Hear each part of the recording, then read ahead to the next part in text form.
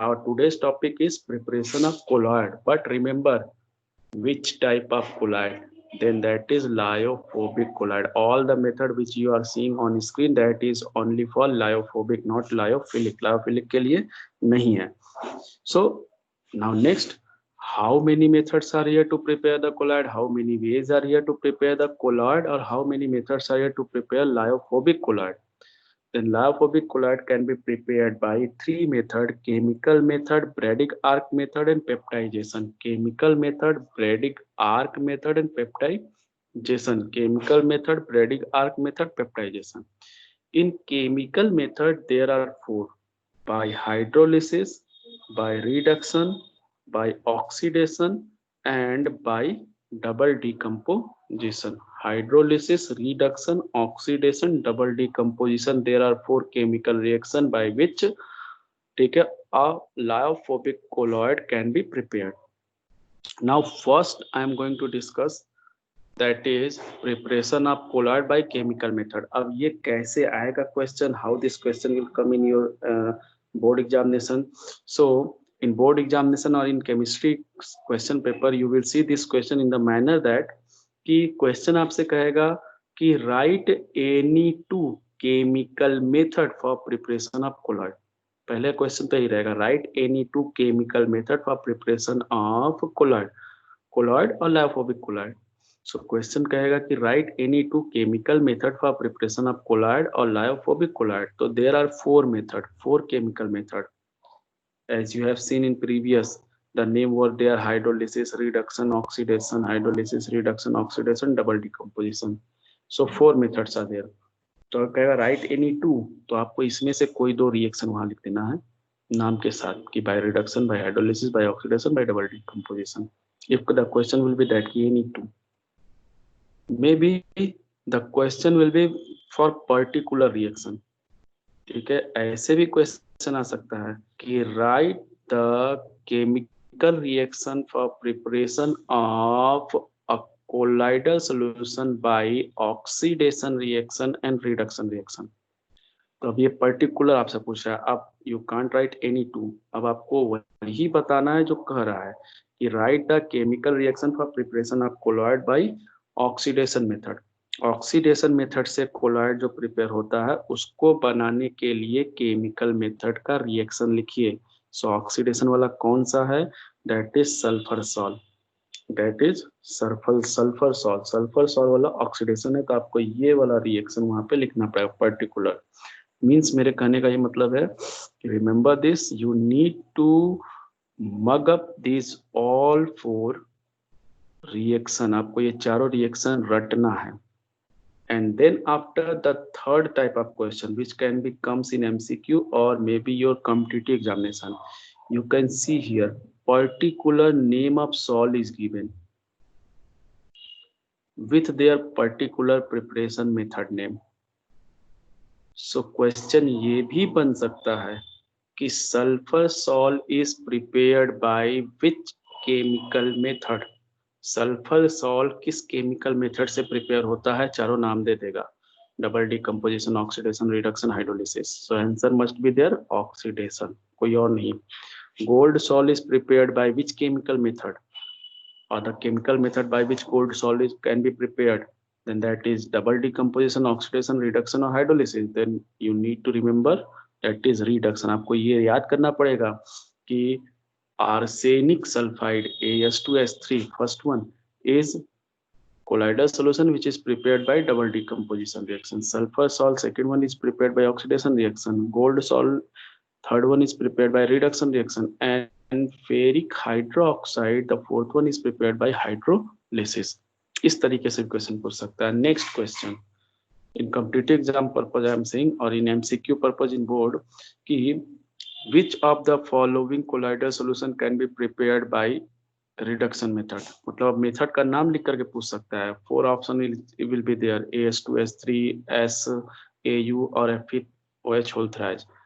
So your answer will be reduction पूछेगा तो केवल gold, oxidation only sulphur, double decomposition arsenic sulfide, and hydrolysis that is FeOH whole thrice. This page contain the particular information, तो particular information का मतलब particular question, remember this. सो पहले तो याद रखिए। और मे बी क्वेश्चन ये भी रहे कि which one of the following method is a chemical method for preparation of colloidal solution। नीचे लिखे मेथड में से कौन सा केमिकल मेथड है एक प्रिपरेशन के लिए। सो वहां पे लिखा हो by displacement reaction, by redox reaction, by hydrolysis, ठीक है। एंड एक कोई ऑप्शन और मान लीजिए बाय आयोनाइजेशन, ऐसा कुछ हो, then your answer will be hydrolysis. Displacement यहाँ नहीं है, रेडॉक्स नहीं है, रिडक्शन अलग है, ऑक्सीडेशन अलग है। मे बी क्वेश्चन है कि which one of the following chemical method is not used for preparation of colloidal solution. इनमें से कौन सा कोलाइडल सॉल्यूशन बनाने के लिए केमिकल मेथड नहीं है। तो रिमेंबर दीज 4 नेम, इनके अलावा जो एक्स्ट्रा नेम होगा that will B not a chemical method, वो केमिकल मेथड नहीं होगा। So this is the first way of preparation of colloidal solution, that is by chemical method. This is over, ये आपको रटना है सारा equation. Now next, the second one is Bradig's arc method, Bradig's arc method। So this is the, ठीक है, second method for preparation of colloidal solution। So this one is also particular। अब particular इसमें क्या है, first of all remember this method, Bragg arc method, is mainly used for preparation of metal colloidal salt, colloidal salt of metal। इस method का use किस तरह के colloidal salt को बनाने के लिए यूज किया जाता है, that is colloidal salt of metals, और मेटल सॉल्ट्स को बनाने के लिए यूज किया जाता है, ठीक है। जिसमें नाम दिया है, remember this 3 name, gold salt, silver salt, platinum salt. तो gold now becomes common one, अब गोल्ड कॉमन हो गया। Gold salt can be prepared by Bredig arc method also, and gold salt can be prepared by chemical method through reduction also. तो gold salt दोनों तरीके से बना सकते हैं, ब्रेडिग आर्क मेथड से भी बना सकते हैं और केमिकल मेथड में रिडक्शन के थ्रू भी बना सकते हैं। First information, remember this information. यही छोटे छोटे क्वेश्चन बनेंगे कि Bragg arc method is mainly used for preparation of which type of colloidal solution। तो मेटल सॉल्ट्स और colloidal salts of metals, metals के कोलाइडल सॉल्ट को बनाने के लिए केवल यूज किया था, किसी और को नहीं। For example gold, silver, platinum 3 दिया है, मे भी क्वेश्चन पूछ ले सिल्वर सॉल्ट बनाने के लिए कौन सा कोलाइडल सॉल्यूशन चाहिए, सॉरी कौन सा मेथड यूज होगा, तो Bragg arc। गोल्ड के लिए पूछेगा तो दोनों हो सकता है, Bragg arc भी और रिडक्शन भी। Now next information, another name of Bragg arc method। Bragg arc method का एक और नाम है, उस नाम से भी क्वेश्चन आता है, that is electrical disintegration method। electrical disintegration method, disintegration method, electrical disintegration method, electrical disintegration method. तो इलेक्ट्रिकल डिसइंटीग्रेशन मेथड नाम भी याद रखिए, please note it down. Another name of Bragg arc method is electrical disintegration method। में भी question ये लहरतारा से जो पेपर आता है यूट्यूब वगैरह का, उसमें एक क्वेश्चन इस तरीके से रहता है कि explain the electrical disintegration method. और Bragg arc न देख करके इलेक्ट्रिकल डिसइंटीग्रेशन मेथड पूछे कि electrical disintegration method is used for which purpose, that is used for preparation of metal salts, ठीक है, metal salts. Now next, remember this, why it is called electrical disintegration, because in this method we will use the electricity। हम इस method में क्या करेंगे, electricity use करेंगे। And disintegration because the metal will be broken down in small particles। Metal जो होगा छोटे छोटे पार्टिकल में टूटेगा। नाउ सो पहले तो I have given the information about the Bragg arc method कि Bragg arc मेथड है क्या।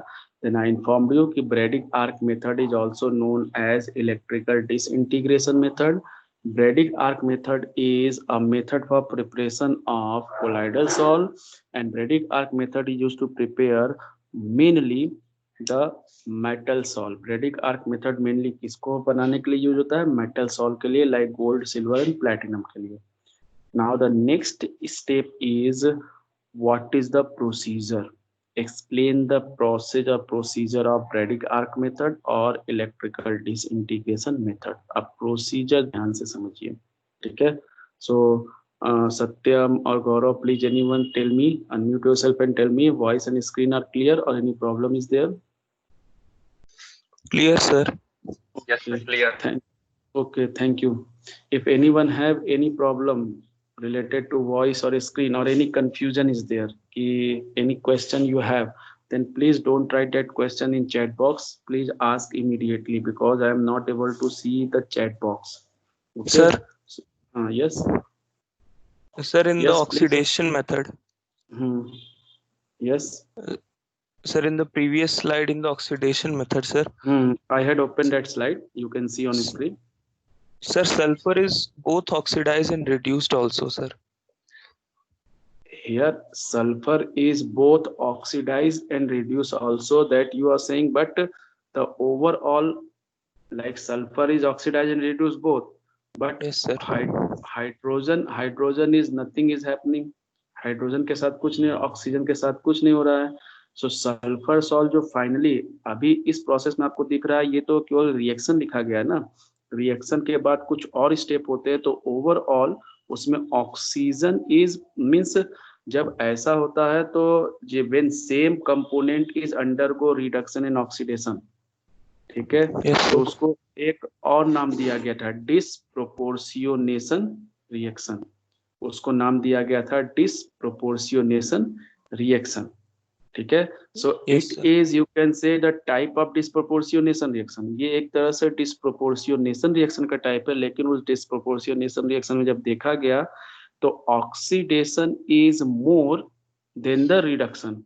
जितना रिडक्शन हुआ उसके कंपैरिजन में ऑक्सीडेशन क्या हुआ? ज्यादा हुआ, ठीक है. लाइक सल्फर पे कितना चार्ज है? +4, ठीक है.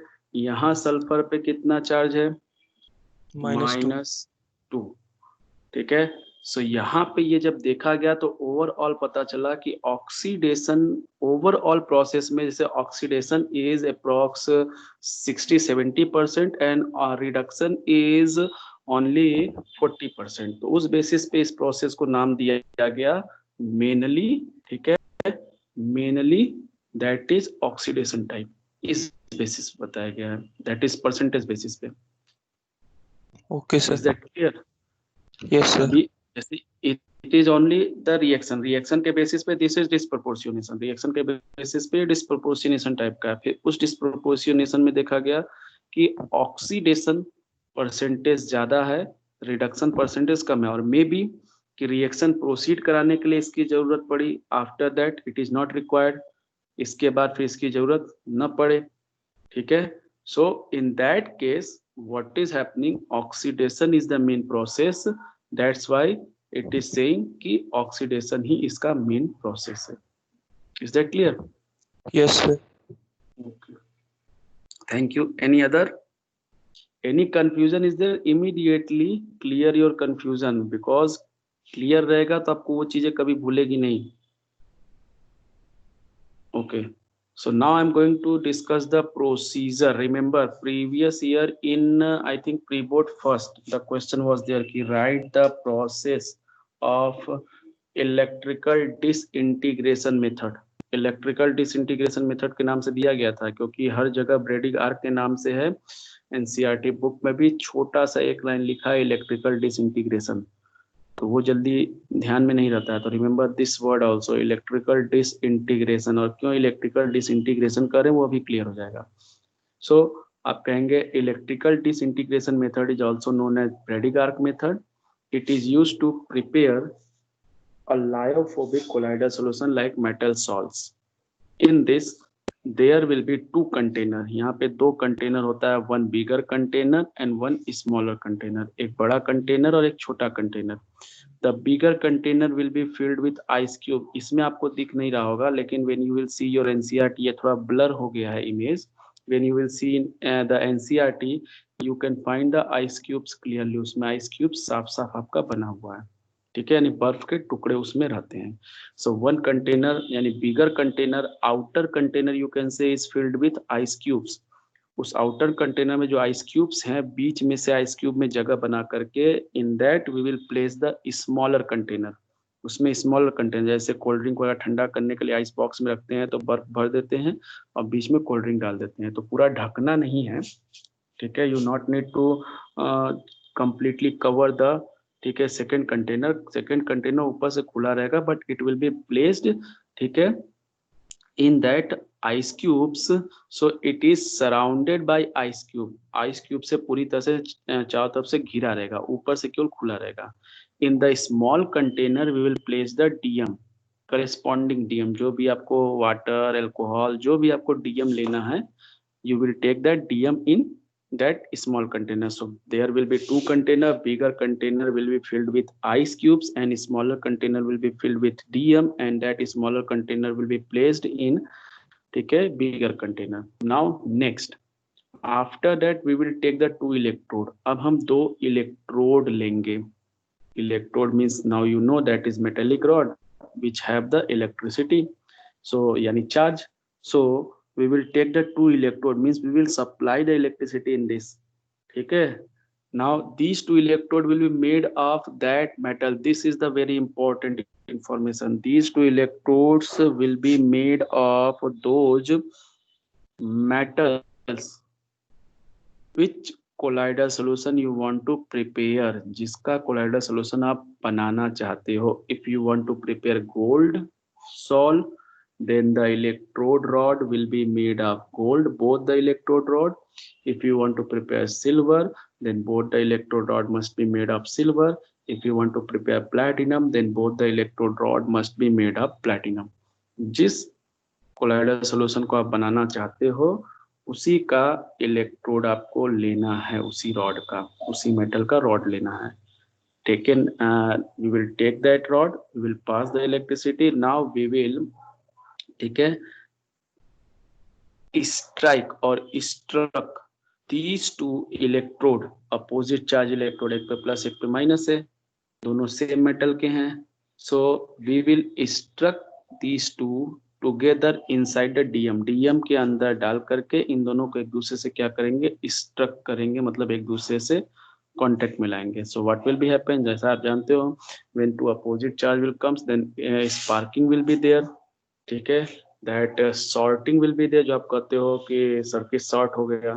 So that will be happen here.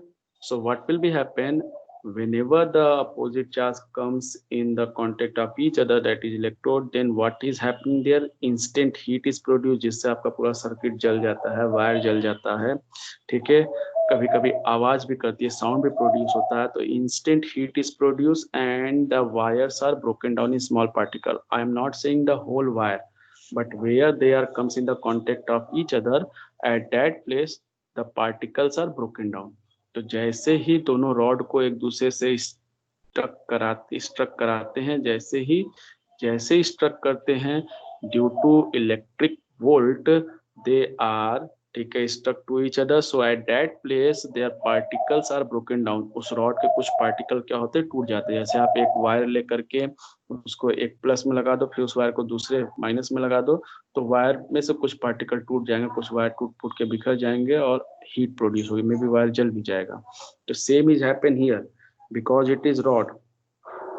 सो ये जलेगा तो नहीं, but instant heat and sound will produce. Due to that instant heat and sound, the means by striking the particles will be broken down, and due to instant heat at that place, ठीक है, वहां पे अचानक से instant heat produce होगा। So that particle will be convert into vapour. वो particle, जो metal के पार्टिकल जो थे, वो छोटे होके टूटेंगे और फिर वो वेपर में कन्वर्ट हो जाएंगे। Due to that instant heat at that point when they are stuck to each other, जब वो एक दूसरे से टकराएंगे तब अचानक से जो हीट रिलीज होगी, due to that heat only they will convert into vapor form. So now metal particle will be convert into vapor form. Metal particle vapor form में convert हो जाएगा, and that vapor will try to move out, क्योंकि vapor means gaseous form, so that direction is down to up, so they will try to move out, but केवल जहां पे वो टकराया था, that place is instant heat point for few seconds maybe. ठीक है, कुछ समय के लिए केवल हीट प्रोड्यूस होता है जब टकराते तभी. So when it try to move out, then all the surrounding environment is colder, so immediately it condense. जो वेपर ऊपर जाने की कोशिश करेगा, थोड़ा सा ऊपर जाएगा, हीट कम हो गया, कोल्डर इन्वायरमेंट है, कंडेंस हो जाएगा. So by condensation they again convert into particle and its size will comes within 1 nm to 1000 nm. इसकी particle की size जो होती है 1 nm से 1000 nm के बीच में होती है. So it comes back and it will not dissolve because according to size it will be dispersed. जो DM होता है उसमें वो particle disperse होने लगते हैं. So as much as you will struck the rod to each others, the number of particle will be more and more dispersed in DM. So it form the colloidal solution. तो ये colloidal solution बनाते हैं. Method in short form is written here. Electric arc मतलब वो electrode को कह रहा है, struck between electrodes of metal, ठीक है, emerged in the dispersion medium. Dispersion medium में डुबा करके उनको एक दूसरे से स्ट्रक कराते हैं. Instant heat produce which vaporises the metal. Instant heat produce होता है जिससे कि वेपर मेटल जो होते हैं वेपराइज जाते हैं, विच देन कंडेंस ऊपर जाते हैं, लेकिन सराउंडिंग एनवायरनमेंट है जहाँ पे वो एक दूसरे से स्ट्रक करेंगे केवल वहां पे हीट प्रोड्यूस होगी, और कहीं तो हीट हम दे नहीं रहे हैं.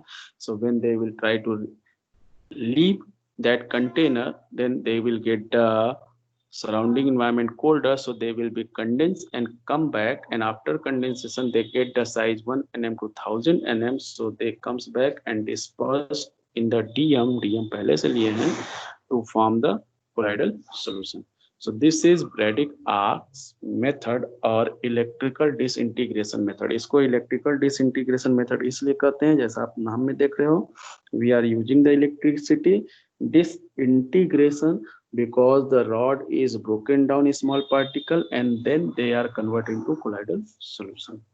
So this is Bragg arc method. So फिर से एक बार देख लीजिए Bragg arc method से कितनी चीजें हैं. Bragg arc method is a method for preparation of colloidal solution. Bragg arc method is also known as electrical disintegration method. Bragg arc method is mainly used for preparation of metal salts like gold, silver, and platinum. In Bragg arc method, we will take the two container, bigger container, smaller container. Bigger container is filled with ice cubes, and smaller container will be placed in that ice box, ठीक है, which filled with dispersion medium. Now we will take the two electric arc or electrodes which are made of that metal, which whose colloidal solution we want to prepare. Now we will immerse these electrodes inside the DM and struck them together. By striking them together, instant heat is produced. By that instant heat, the metal particles will be vaporized and try to leave the container, but due to surrounding colder environment, they condense and comes in the size of 1 nm to 1000 nm to disperse in DM and form the colloidal solution. So आपको इतना लिखना है, इतना information. So now if anyone have any question, you can ask. Please, I have given you 30 seconds. If no, then I will move in the next method and I try to complete that method today. And anyone please unmute and tell me, is there any class tomorrow that is your coaching class, or can I take one class tomorrow because I had not taken on Thursday? So can I schedule your class tomorrow at 10 o'clock?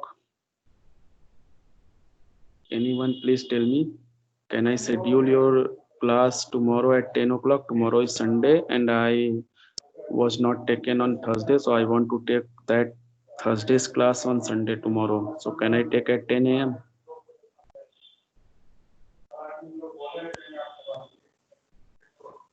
Anyone? Gaurav, Arun, please tell me. Yes, sir, you can take. So tomorrow there will be a class at 10 a.m. ठीक है, 8 to 9 I will take up 12th B, 9 to 10 I will take up 12th A, and 10 to means 10 to 10:45 I will take off, ठीक है, your class. So I will schedule and I will send a link to you. So I think there is no problem in this. Now I'm going to discuss the third one. Third method is you can see peptization. Third method का नाम peptization है और इन तीनों में से सबसे important यही है, peptization. Now what is peptization, पहले टॉपिक आता है व्हाट इज पेप्टाइजेशन. तो अब तो आपको क्लियर हो गया है कि पेप्टाइजेशन हम कहाँ पढ़ रहे हैं. यही सब चीजें याद रखनी होती है कि हम इस टॉपिक को कहाँ पढ़े थे, बस उसी से रिलेटेड है. We have got this name here in surface chemistry in colloids preparation. So peptidation is a method or a process for preparation of colloidal solution. ठीक है, पेप्टाइजेशन क्या है? पेप्टाइजेशन कोलाइडल सॉल्यूशन को बनाने का एक मेथड है या प्रोसेस है. नाउ नेक्स्ट, पेप्टाइजेशन में होता क्या है?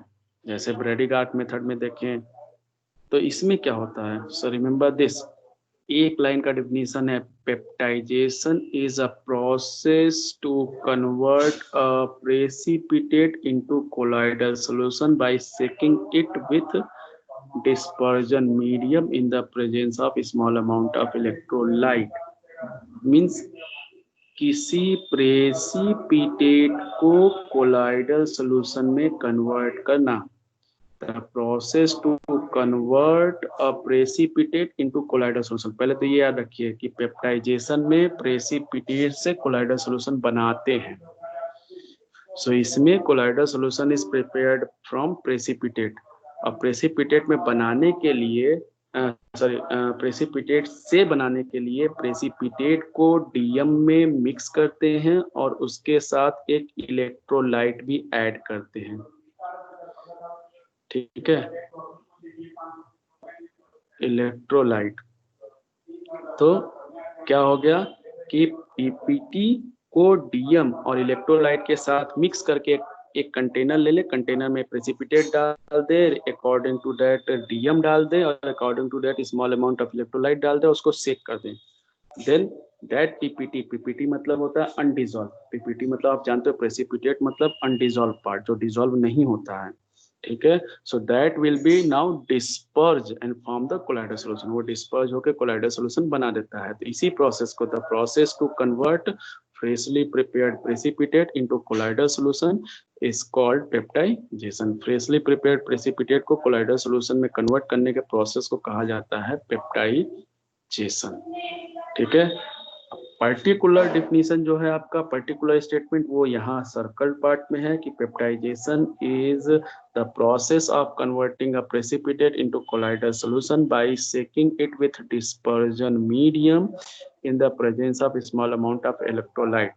So shaking it with का मतलब है कि पीपीटी को लेकर के शेक करना, कोलाइडल सॉल्यूशन को नहीं. कोलाइडल सॉल्यूशन तो बनेगा.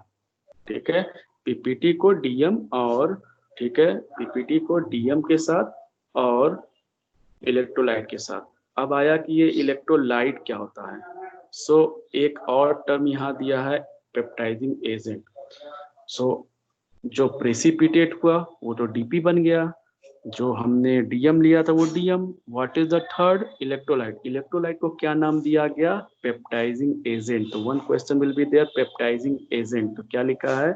The electrolyte which is use for the, ठीक है, purpose, that is for this purpose means for peptization. ठीक है, the electrolyte which is use to convert precipitate into colloidal solution.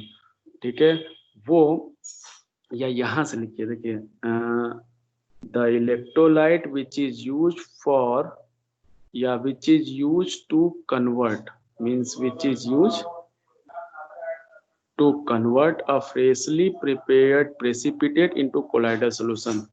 The electrolyte used to convert a freshly prepared precipitate into colloidal solution is called peptizing agent. इस तरह definition लिखेगा, the electrolyte which is use to convert freshly prepared precipitate into colloidal solution is called peptizing agent. ठीक है. Now first तो था what is peptization, second था what is peptizing agent. Now third आया कि what is happen in this peptization, so the precipitate जो कि घुल ही नहीं रहा था, डिसॉल्व ही नहीं हो रहा था, that precipitate is now dispersed. ऐसा क्या हो गया इसमें कि हम इसको बिल्कुल इलेक्ट्रोलाइट मिलाए, सेक किए और डिस्पर्स हो गया, ऐसा क्या हो गया? Then the question will be there कि what is the process of peptidation or what is happen in peptidation, explain the process of peptidation, what happens in peptidation, इस तरह से. तो प्रोसेस क्या हुआ, ध्यान समझिए, ये सबसे इंपॉर्टेंट पार्ट है. पेप्टाइजेशन में हम क्या लेते हैं? प्रेसिपिटेट. प्रेसिपिटेट की जो साइज होती है, the size of PPT precipitate particle is more than 1000 nm. इसकी साइज 1000 nm से ज्यादा होती है. The size of precipitate is more than 1000 nm, इसीलिए वो उसमें डिसॉल्व नहीं होता है, डिस्पर्स नहीं होता है. Now what is happen when we are adding इटिडियम विथ इलेक्ट्रोलाइट. जब इलेक्ट्रोलाइट में इलेक्ट्रोलाइट के साथ ऐड करते हैं, then that electrolyte is break into ion. ये इलेक्ट्रोलाइट अपने आयन में क्या होता है? ब्रेक होता है. ध्यान समझिएगा, ब्रेक होता है. नाउ आपको आगे बताया जाएगा कि इसमें से कोई एक चार्ज, या तो प्लस या तो minus, any one ion is comes and absorb on the surface of precipitate particle. Precipitate particle के ऊपर कोई एक, it is the completely choice of precipitate particle कि कोई प्रेसिपिटेट पार्टिकल पॉजिटिव को चूज करता है, कोई प्रेसिपिटेट पार्टिकल निगेटिव को. ये मतलब पर्टिकुलर सब्सटेंस के लिए फिक्स है, लेकिन ये फिक्स नहीं है कि हमेशा प्लस ही जाएगा, हमेशा माइनस ही जाएगा. हाँ, पर्टिकुलर सब्सटेंस का होगा तो वो पता चल जाएगा कि ये प्लस वाला लेगा, ये माइनस वाला लेगा. ठीक है. इट इज द कंपैरिजन, इन दोनों में जो ज्यादा स्टेबल होगा, ठीक है, जिसकी एडजॉर्प्शन पावर ज्यादा होगी, that will be chosen by PPT. PPT उसी को चूज करेगा. And anyone either positive or negative. तो क्या हुआ पेप्टाइजेशन में? ध्यान से देखिए. In peptization we have the precipitate जिसकी साइज 1000 से बड़ी है. तो हमने प्रेसिपिटेट लिया जिसकी साइज 1000 से बड़ी है. Now we had added electrolyte. Electrolyte में ब्रेक हुआ कैटायन या एनायन में, जब हमने उसको डीएम में ऐड किया. Any one is comes and adsorb, कोई एक इस पर आकर के. Now the remember the word adsorption, इसीलिए हम सरफेस केमिस्ट्री में कोलाइडल पढ़ रहे हैं, क्योंकि इसमें सरफेस वाला रिएक्शन हो रहा है. So by the adsorption any one ion is adsorb on the, ठीक है, पीपीटी. पीपीटी पार्टिकल के ऊपर आके क्या हो गया? एडजॉर्ब हो गया. तो सारे पीपीटी पार्टिकल के ऊपर सेम चार्ज होगा. Due to same charge these PPT particle now start to repel to each other. ये पीपीटी पार्टिकल एक दूसरे को क्या करेंगे? रिपेल करेंगे. And by repulsion the movement will start. By movement collision will start. By collision they will be strike with each other, they will be hit to each other. वो एक दूसरे को इधर उधर जाएंगे, कोई इधर कोई उधर कोई इधर कोई इधर. रिपल्सन के थ्रू मूवमेंट शुरू होगा, मूवमेंट के थ्रू हिट मींस हिट शुरू होगा. They will be hit to each other, they will collision शुरू होगा. So by hitting, by collision they will be broken down. जो पीपीटी था वो तुरंत, जैसे कोई भी चीज को बार बार पटको तो टूट जाती है, so it will be broken down. जैसे ही पीपीटी पार्टिकल टूटेगा, तो जहां 1000 nm से बड़ी साइज थी, it comes in the range of 1 nm to 1000 nm.